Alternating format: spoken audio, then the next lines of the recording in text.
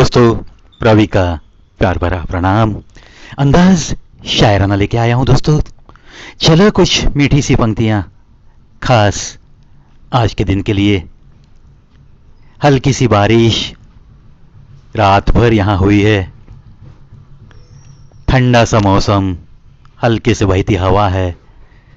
ये सुबह का आलम बहुत सुहाना है। चलो उसे और सुहाना बनाने की कोशिश। एक फूल अजीब था, कभी हमारे भी बहुत ही करीब था। एक फूल अजीब था, कभी हमारे भी बहुत करीब था।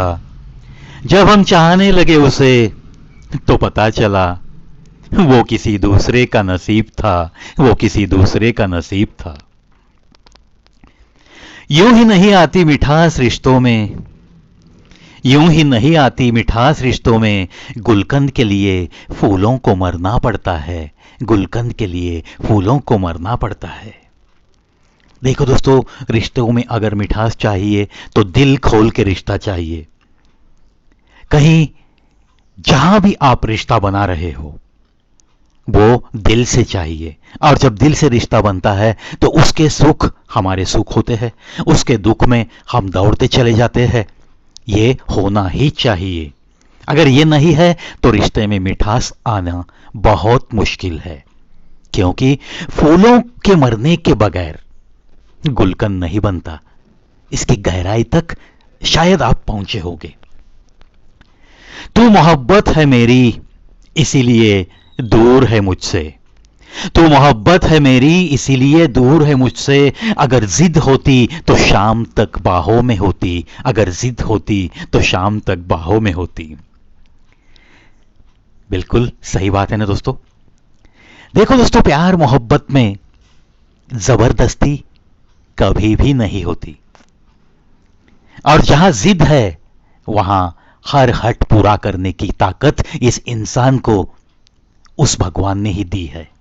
इसीलिए शायर कहता है कि तू मोहब्बत है मेरी इसीलिए दूर है मुझसे। अगर जिद होती तो शाम तक बाहों में होती। अगर मैं तुझे मेरे पास लाना चाहूंगा तो बिल्कुल आसान है मेरे लिए, लेकिन तू जिद नहीं है मेरी, तू तो मोहब्बत है मेरी, मोहब्बत है मेरी। और जहां मोहब्बत है वहां जबरदस्ती कभी भी नहीं होती। लोग डूबते हैं तो समंदर को दोष देते हैं, मंजिल ना मिले तो किस्मत को दोष देते हैं। खुद तो संभल कर चलते नहीं, जब लगती है ठोकर तो पत्थर को दोष देते हैं, तो पत्थर को दोष देते हैं। एक इंसानी स्वभाव होता है ना दोस्तों। चलो कहीं भी हमने कुछ कोशिश की और विजय श्री प्राप्त नहीं हुई, हमें जो हमने सोचा था ऐसा कोई सक्सेस नहीं मिला, तो चलो किसी के माथे पे मार देते हैं। खुद की कोशिश कम पड़ी ऐसा नहीं कहता इंसान। किसी को दोष देते हुए जिंदगी जीने का एक अजीब सा उसूल हर इंसान के दिल में कभी ना कभी दिखाई देता है दोस्तों। इसलिए शायर कहता है कि लोग डूबते हैं तो समंदर को दोष देते हैं। अरे भाई, तू समंदर तक क्यों गया? समंदर की गहराई तुझे पता नहीं और तुझे अच्छी तरह से तैरना भी आता नहीं, तो तू अंदर क्यों चला गया? लेकिन डूबने के बाद वो समंदर को दोष देते हैं। मंजिल ना मिले तो किस्मत को दोष देते हैं। यही मैंने अभी समझाने की कोशिश की। कोशिश सही रास्तों पे नहीं करना और मंजिल नहीं मिली करके रोते बैठना, ऐसे कितने सारे इंसान हमने देखे हैं ना।